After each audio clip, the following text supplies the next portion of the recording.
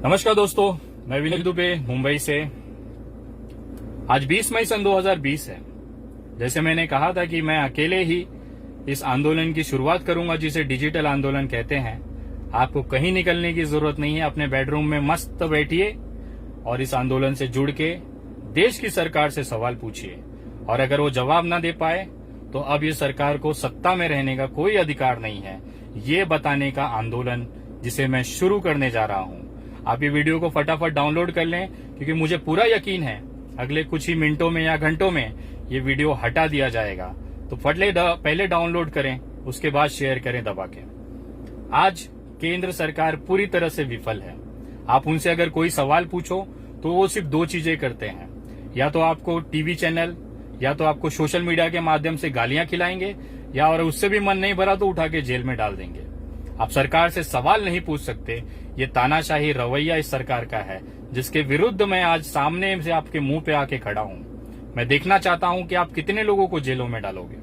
आज सबसे बड़ा जो सवाल है, 5 महीने बीतने आया, आपके पास कोरोना से लड़ने के लिए क्या तैयारियां हैं?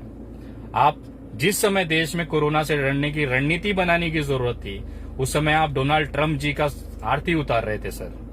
जिस समय इस देश में वेंटिलेटर खरीदने की जरूरत थी, उस समय आप मध्य प्रदेश में आप विधायक खरीद रहे थे सर। जिस समय इस देश में आपको बेहतर अस्पताल सुविधा बनाने की जरूरत थी, उस समय आप मध्य प्रदेश में सरकार बनाने में व्यस्त थे।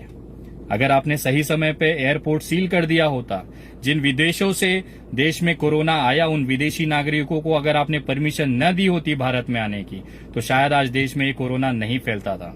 आज जिस तरह से आपकी लापरवाही की सजा ये पूरा देश भुगत रहा है, उसकी जिम्मेदारी, उससे सवाल पूछने पे आप सिर्फ जेल में डाल सकते हैं, यही अपेक्षा आपसे रह जाती है, क्योंकि आपके पास किसी भी सवालों के जवाब है ही नहीं। आपने ही लोगों को, विदेशी नागरिकों को परमिशन दिया, वीजा दिया, और आप ही चिल्ला रहे हैं कि देश इसका ध्यान रखे। आज सारे लोग एक दूसरे की मदद कर रहे हैं सिवाय सरकार के। सरकार के पास सारे संसाधन होने के बावजूद भी आज करोड़ों की संख्या में मजदूर जो है वो पैदल जा रहा है। वो किसकी गलती है? वो आपकी गलती है। आपके पास समय रहते अगर आप लोगों ने लॉकडाउन करने से पहले ही ये सुविधा, जो चीज आज कर रहे हैं, आज 55 दिन बाद, 58 दिन बाद लॉकडाउन के जो चीजें आप कर रहे हैं, यही चीज तो मैं पहले हफ्ते में लॉकडाउन के चिल्ला रहा था कि आप लोगों को, मजदूरों को कम से कम अपने घर जाने के लिए बसें और ट्रेनें शुरुआत करें, वो अपने घर पहुंच जाए। उसके बाद आप 6-6 महीने लॉकडाउन रखें, पूरा भारत आपका साथ देगा। आज लोगों के जेब में पैसे नहीं है, मजदूर बेचारे तो कम से कम हाथ फैला के मांग के खा लेंगे। वो मध्यम वर्गीय, जो देश का 60% जो मध्यम वर्गीय परिवार है, जो सैलराइड परिवार है, जो स्वाभिमान की जिंदगी जीता है, वो किसके सामने हाथ फैलाने जाए? आज लड़कों के पास रोजगार नहीं है, जिनके पास नौकरियां थी वो कंपनियां आज लगभग बंद होने की कगार पे है, उनकी खुद की कंपनी नहीं चल रही है। छोटे कारोबारी जीएसटी से तबाह तो हुए ही थे, आज कोरोना की मार से डबल वो तबाह हो चुके हैं। अपने कर्मचारियों को कहां से वो पैसा देगा? जो होटल कर्मचारी है वो कहां अपने लोगों को पाल पाएगा? और ये मध्यम परिवार किसके सामने हाथ फैलाएगा सर? सारी योजनाएं गरीबों के लिए है, अमीरों के लिए है, लेकिन ये जो सबसे बड़ी मार मध्यम वर्ग पे पड़ती है, वो किसके पास जाके रोए? हमें घर का भाड़ा देना ही होता है, हमें अपने बच्चों को पेट में निवालना डालना ही होता है। आप लॉकडाउन रखें, कुछ भी करें, सरकारें आए सरकारें जाएं, ये इससे मध्यम परिवार मुंह नहीं मोड़ सकता है। आप कहते हैं कोई किराया न लो, और आप खुद ट्रेनों में जो मजदूर चले गए उनसे 700 रुपए का किराया वसूला। आप दूसरों से कैसे अपेक्षा कर सकते हैं कि अपने रूम का किराया नहीं लेगा, अपने दुकान का किराया नहीं लेगा? आप खुद किराया ले रहे हैं और दूसरों को सजेशन करते हैं कि किराया मत लो। कैसे? जिसकी रोजी रोटी वो किराया है, वो कैसे जिंदा रहेगा सर? आपके पास कोई सुविधाएं नहीं है। आप पूरी तरह से अमीरों की सरकार है। आप केवल उनके कर्जे माफ कर सकते हैं। आप अगर चाहे होते तो केवल कुछ 100 करोड़ रुपया खर्चा करके ये मजदूरों के लिए ट्रेन चालू कर देते, बसों की परमिशन दे देते। आखिर वही चीजें आप कर रहे हैं। मैंने पहले लॉकडाउन के अंत में जो चीज कहा था, तो मुझे जेल में उठा के डाल दिया जाता है कि आपकी वजह से भीड़ जमा हुई, कोरोना फैला इस मुंबई के अंदर आपकी वजह से। मुझे एक बात बताइए सर, मैंने मजदूरों की आवाज उठाई, उनके पेट के निवालों की बात की, उनके गांव जाने की बात की। लोग जमा हुए, किसी वजह से वहां पे जमा हुए, उसके बाद मुझे आरोपी बना दिया जाता है कि विनय दुबे की वजह से वहां पे कोरोना फैला, मुंबई में लोग जमा हुए, इससे कोरोना फैलने का डर था। मुझे एक बात बताएं आप सर, दारू की दुकान आपने खोली, ठेकों को परमिशन आपने दिया, देश में से दारू बेचने की परमिशन आपने दी, करोड़ों लोग वहां पे रात रात भर लाइनों में खड़े रहे, उससे कोरोना नहीं फैला होगा। सिर्फ विनय दुबे ने मजदूरों को कहा और मजदूरों से केवल कोरोना फैलेगा। आप किस तरह की आप राजनीति कर रहे हैं, हमें समझ से बाहर है। जिस ऑटो रिक्शा ड्राइवर जो दिन भर मेहनत करता है, शाम को अपना पेट पालने के लिए घर पे राशन और भाजी लेके जाता है, तब उसके बच्चे निवाला खाते हैं, वो 1.5 महीने से घर पे है, उसकी कौन सुनेगा सर? 1.5 महीना जिसकी गाड़ी नहीं चली है, वो ईएमआई कहां से भरेगा सर? जिसके घर पे 1.5 महीने से कोई गाड़ी नहीं चली है, वो कैसे अपना परिवार पालेगा? आज कैसे तैसे करके वो ऑटो रिक्शा वाले अपने उत्तर प्रदेश पहुंचे हैं, तो उसको भी वहां पे आपको सहयोग करना चाहिए। उल्टा उन लोगों को आप मेडिकल जांच के नाम पे वसूली चालू है। अपने सरकारी अस्पतालों में दवाई नहीं कह के बाहर से मेडिकल से आप दवाइयां लो, और दवाइयां भी 500-700 रुपए की। वो गरीब मजदूर अगर उसके पास 500-700 रुपया होता तो वो अपना कर्म भूमि छोड़ के अपने जन्मभूमि नहीं गया होता, वो यहीं पड़ा होता और खा रहा होता। अब वहां जाने के बाद भी उसको हलाल करेंगे आप? कितने पैसे की लालच है सर आप लोगों को? आप एक तो मदद करोगे नहीं, आप बसें नहीं चलाओगे, आप ट्रेनें नहीं चलाओगे, और जो चला रहा है आप उसको भी प्रताड़ित करने पे लगे हुए हैं। कैसे तैसे करके चलो, आपने कुछ नहीं किया, मजदूर पैदल चले गए, पैदल जाने के बाद भी आप उन्हें अपने राज्यों में आने नहीं दे रहे हैं। आप मेडिकल टेस्टिंग कराओ ना, जो सही है कम से कम उसे तो अपने घर पहुंचने दो। वो आपसे कुछ नहीं मांग रहा है सर, बस पैदल जा रहा है, उसमें भी आपको दिक्कत है। यही सारे सवाल हैं जो आपसे अगर कोई पूछता है तो आपके जो लावारिस बच्चे जो सोशल मीडिया पे है उसको गाली गलौज करते हैं, उसके धर्म के नाम पे गाली देते हैं। आज मैं आपसे कहता हूं कि एक नया आंदोलन मैं छेड़ने जा रहा हूं, जो ये सोशल मीडिया की जो गंदगी है, अब आप उसे साफ करेंगे सर। मोदी जी, आप पूरी तरह से विफल हैं इस देश के सरकार चलाने में। आप एक अच्छे वक्ता हैं, मेरे आराध्य हैं, एक उसका सम्मान है, लेकिन देश चलाने में आप सक्षम नहीं हैं। ये बोलते हुए मुझे शर्म आ रही है। आप देश चलाने में सक्षम नहीं है, आपके अंदर वो काबिलियत नहीं है कि आप एक देश चला सकें। आपने इतने साल गुजरात मॉडल के नाम पे आप जीते, आप वहां पे मुख्यमंत्री रहे। मुझे बताते हुए शर्म आ रहा है कि आज वही गुजरात में आपके जो डॉक्टर्स हैं वो पीपीई किट के लिए आंदोलन कर रहे हैं। ये आपका वही गुजरात है जहां पे मजदूरों को एक वक्त निवाला नहीं मिल रहा है, जिसकी वजह से वो सड़कों पे गाड़ियां तोड़ रहे हैं। ये आपका वही गुजरात है सर, जिन मजदूरों को आप वहां से भगा रहे हैं। मारपीट की गई जब ठाकुर कांड में, जिस समय ठाकुर समाज ने उत्तर भारतीयों को मार के भगाना चालू किया, तो उस समय राज्य में आपकी सरकार थी, केंद्र में आपकी सरकार थी। ये गुजरात मॉडल है सर, और आज इसी गुजरात मॉडल का जो भुगतान है ना, वो पूरा देश भोग रहा है। एक छोटा सा व्यापारी, एक छोटा सा दुकानदार, वो कैसे जिंदा रहेगा? उसके पास, आपके पास कोई नीतियां नहीं है। मध्यम परिवार, बेरोजगार युवा किसके सामने हाथ फैलाए, उसके लिए आपके पास कोई योजनाएं नहीं है, कोई उसका सोल्यूशन नहीं है। आप केवल अपने लावारिस बच्चों से गालियां दिलवाओ। आज जो आंदोलन मैं शुरू करने जा रहा हूं, इस देश से ये जो कचरे हैं इसको साफ करने के लिए मैं आंदोलन, सोशल मीडिया के जो कचरे हैं उसे साफ करने के लिए मैं आंदोलन लेके चल रहा हूं। ये चीज मैं पिछले 15 दिन से डेली कर रहा हूं, और मैं चाहता हूं कि अब पूरा देश ये चीज करे। अगर आपको सही लगता है करें, कोई जबरदस्ती नहीं है। अगर आपको लगता है कि अब देश में गाली गलौज और नफरत की राजनीति नहीं चलेगी, तो आपको इस आंदोलन में साथ देना पड़ेगा। नरेंद्र मोदी जी 3 माध्यमों से जीत के आते हैं। उनकी जो सबसे बड़ी ताकत है लोगों को गुमराह करके जीतने की, वो सबसे बड़ी ताकत इन 3 जगह से आती है। पहला है सोशल मीडिया, जहां से वो जीत के आते हैं, जहां पे इनके अंधभक्त लोगों को गालियां देते हैं, उनको परेशान करते हैं, ट्रोल करते हैं, चाहे वो ट्विटर हो चाहे फेसबुक हो। तो सबसे पहला काम हमें ये करना है, दिन भर नहा धो के मस्त तैयार होना है, अपनी जगह पे आके बैठना है। वैसे भी सब लॉकडाउन में है। अब अगला 1 महीना 1.5 महीना अगर लॉकडाउन चलता है तो हमें सिर्फ ये करना है, उसका सदुपयोग कैसे करना है मैं आपको बताता हूं। सोशल मीडिया, फेसबुक पे जाएं, जो भी ऐसे बंदे से आईडी से गाली गलौज आती है उस आईडी को रिपोर्ट करें। जितने भी ये मोदी भक्त के, जो भाजपा भक्त के जो ग्रुप्स बने हुए हैं ना, उस ग्रुपों की रिपोर्ट करें। एक छोटा सा व्हाट्सएप ग्रुप बनाएं जिसमें आपके आसपास के 50-100 लड़के या 100-50 लड़कों को जमा करें, और जिसकी भी नजर में ऐसी पोस्ट या ऐसी आईडीज आती हैं, वो आईडीज को उस ग्रुप में डालें, और सभी लोगों को निवेदन करें कि उस ग्रुप को आप रिपोर्ट करें। फेसबुक रिपोर्ट उसको करते रहें।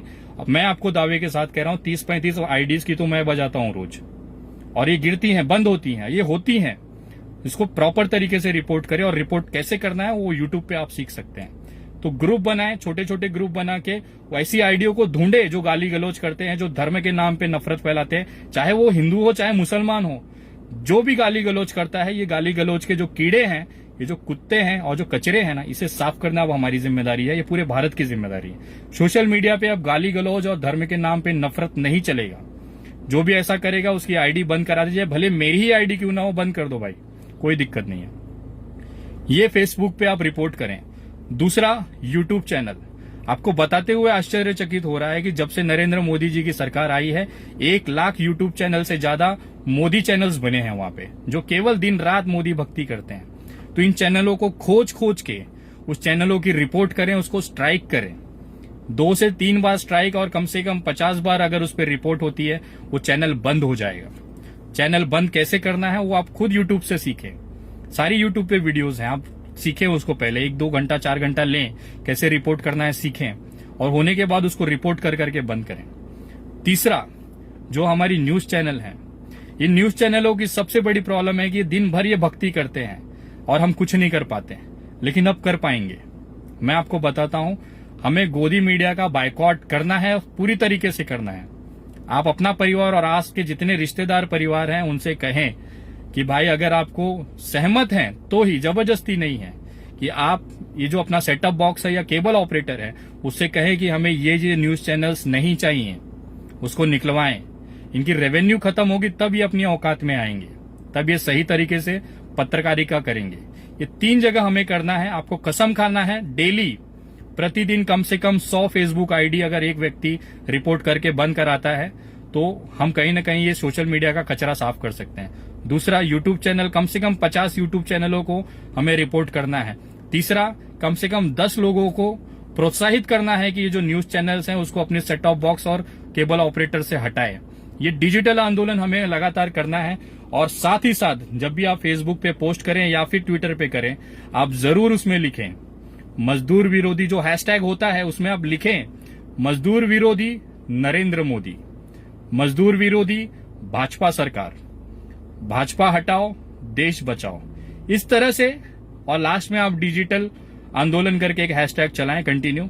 इससे ये पता चलेगा कि आप इस मुहिम से जुड़े हुए हैं। डिजिटल आंदोलन विनय दुबे भी करके आप चला सकते हैं, आपकी मर्जी है। और मैं आपको कह रहा हूं, केवल 1 हफ्ते अगर तबीयत से ये कर दिया जाए ना, ये अपने घुटनों पे आ जाएंगे। इससे सवाल पूछने वालों की तादाद बढ़ जाएगी और जिस तरह से ये ट्रोल करते गालियां देते हैं वो पूरी तरह से खत्म हो जाएगा। जब भी आपकी नजर में कोई कमेंट आता है या जब भी आपकी नजर में कोई ऐसी आइडिया आती है, उसकी तुरंत रिपोर्ट करें।